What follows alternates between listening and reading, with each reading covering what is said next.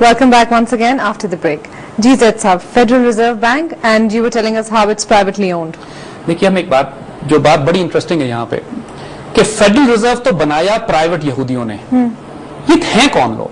ये कौन लोग हैं जिनमें इतनी ताकत है कि इन्होंने अमेरिकन गवर्नमेंट से वो हक छीन लिया कि अमेरिकन गवर्नमेंट अपनी करेंसी जारी नहीं कर सकती, और अमेरिकी हुकूमत को जब $1 भी चाहिए होता है तो वो कर्ज लेती है प्राइवेट यहूदी बैंकरों से।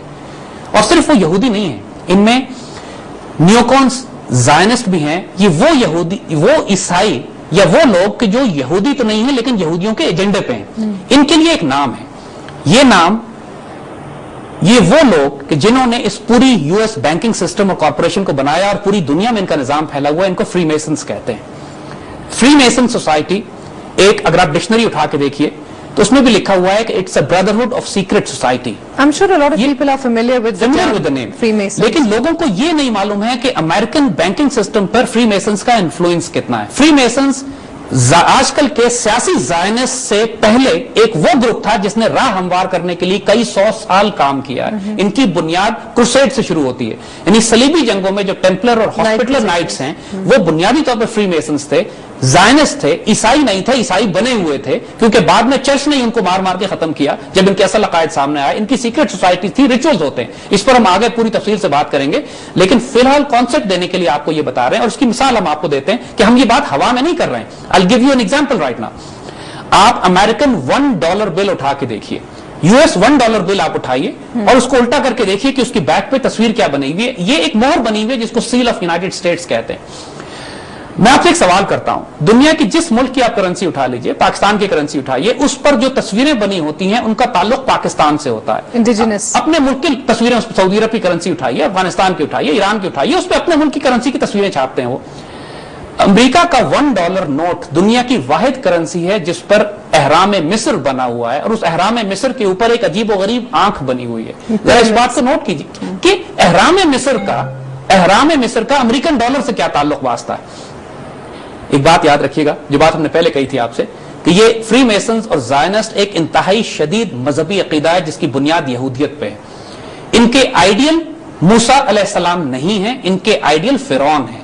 इनका इसीलिए अमेरिकन डॉलर पे फिरौन की कब्र बनी हुई है और अगर आप उठा के देखिए तो उसके ऊपर एक आंख बनी है जिसे हम मुसलमान दज्जाल की आंख कहते हैं। ये कहानियां नहीं है जो हम आपको सुना रहे हैं। अमेरिकन $1 बिल उठाइए और देखिए उस पर क्या बना हुआ है। मुख्तलिफ लोग इसको मुख्तलिफ इंटरप्रेट करते हैं, इसमें कोई डाउट नहीं है। ये बात अब बिल्कुल ओपन हो चुकी है। इंटरनेट पर जाइए और यूएस सील को तलाश कीजिए और लिखिए उसके ऊपर कि ये क्या है। ये कंप्लीट फ्री मेसोनिक सील है, इसमें कोई डाउट नहीं है। अब सवाल ये है कि एक सीक्रेट अमेरिकन, एक सोसाइटी जो दुनिया में फैली हुई है, उसकी सील अमेरिकन डॉलर नोट पे क्या कर रही है? सवाल ये है, द क्वेश्चन इज कि अगर पाकिस्तान के एक प्राइवेट छोटे से खानदान की सील अगर पाकिस्तान के करेंसी नोट पे हो तो आपको परेशान होना चाहिए कि ये उस खानदान में इतनी ताकत क्यों है कि पाकिस्तान के करेंसी नोट पे उसकी सील बनी हुई है। ये छोटी बात नहीं है, इसको समझने की कोशिश कीजिए। पूरा यूएस इकोनॉमिक सिस्टम जो सूद और रिबा और बैंकिंग सिस्टम और यूएस डॉलर के ऊपर बेस करता है, इसको बनाने वाले, कायम रखने वाले, चलाने वाले फ्री मेसन्स हैं। ये वो लोग हैं जो सीक्रेट सोसाइटी है, जो ओन करती है तमाम अमेरिकन बड़े बड़े सरबराह, और जिन्होंने अमेरिका बनाया था, जॉर्ज वॉशिंगटन से लेकर बाद में आने वाले, ये सब फ्री मेसन्स थे। इब्राहिम लिंकन फ्री मेसन नहीं था, उसने इनका निजाम तोड़ने की कोशिश की थी, उसको कत्ल कराया इन्होंने। वो सारी तफसीलात हमारे सब्जेक्ट से हमें हटाएंगी, लेकिन हम बात ही कहने की कोशिश कर रहे हैं कि ये इतनी पावरफुल सोसाइटी थी कि इन फ्री मेसन्स ने, इन बैंकर्स ने मिलकर, अपने छोटे छोटे बैंकों ने मिलकर एक बड़ा फेडरल रिजर्व बैंक बनाया। और ये इतने ताकतवर थे यूएस कांग्रेस में, क्योंकि उसमें भी फ्री मेसन्स शामिल थे, इतने ताकतवर थे कि इन्होंने कानून पास करा के यूएस कॉर्पोरेशन को, नहीं फेडरल रिजर्व को, एक प्राइवेट कॉर्पोरेशन के तौर पर वो हक छीन लिया अमेरिकन हुकूमत से कि अपनी करेंसी छाप सके। अब देखें तमाशा इन्होंने क्या किया। 1913 में तो इन्होंने ये बनाया, 1933 में इन्होंने अपना पहला एक्सपेरिमेंट किया। पहला एक्सपेरिमेंट इन्होंने ये किया कि इन्होंने पूरी अमेरिकन कौम में कानून पास कर दिया कि अमेरिकन कौम अब सोने के सिक्के, सोने और चांदी के डॉलर्स नहीं इस्तेमाल कर सकती, और जो इस्तेमाल करेगा उसको $10,000 जुर्माना और कई साल जेल। लिहाजा पूरी अमेरिकन कौम अपने सोने के सिक्के लाके फेडरल रिजर्व में जमा कराए और इसके बदले इसको रसीदें इश्यू की जाएंगी, यानी उसको American note, currency note issue किया जाएगा। 1933 और एग्जैक्टली इसी वक्त बैंक ऑफ इंग्लैंड ने भी यही किया। बैंक ऑफ इंग्लैंड ने भी यही किया, सारे अपने साइमल्टेनियस, क्योंकि मिले हुए सिस्टम एक ही है, निजाम, उनको पूरी दुनिया में अपना एक बहुत बड़ा निजाम निजाम कायम करना था, उसकी तैयारी एक्सपेरिमेंट के तौर पे इन्होंने 1933 में अमेरिका से शुरू की। पहली दफा तारीख इंसानी में एक मूव किया गया, दुनिया का सबसे बड़ा फाइनेंशियल फ्रॉड, कि जनाब आप सारा सोना हमें लाके दे दीजिए, हम उसके बदले रसीदें इशू करेंगे आपको। पहले छोटे छोटे बैंक ये हरकतें करते थे, अब पूरे अमेरिका के लेवल पर फेडरल रिजर्व ने यह हरकत की, को सारे बैंक मिले हुए थे उसके साथ। 1933 में $20 एन आउंस सोने की कीमत थी, यानी एक सिक्का सोने का जो $20 का था, उसकी कीमत उन्होंने $20 एन आउंस के मुकाबले पे उसकी कीमत थी। तो फेडरल रिजर्व ने लोगों से सोना खरीदना शुरू किया $20 एन आउंस के ऊपर। तो पूरी अमेरिकन कौम ने अपना सोना हुकूमत को बेच दिया और उसके बदले $20 एन आउंस के लिहाज से उन्होंने करेंसी नोट्स ले लिए।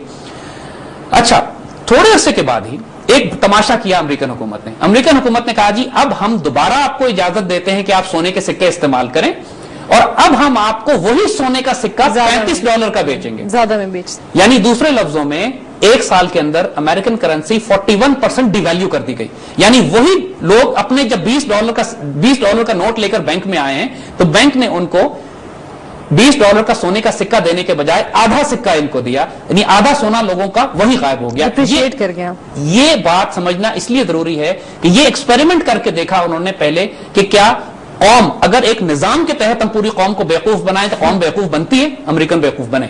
उनको हौसला हुआ कि हाँ ये निजाम चलाया जा सकता है।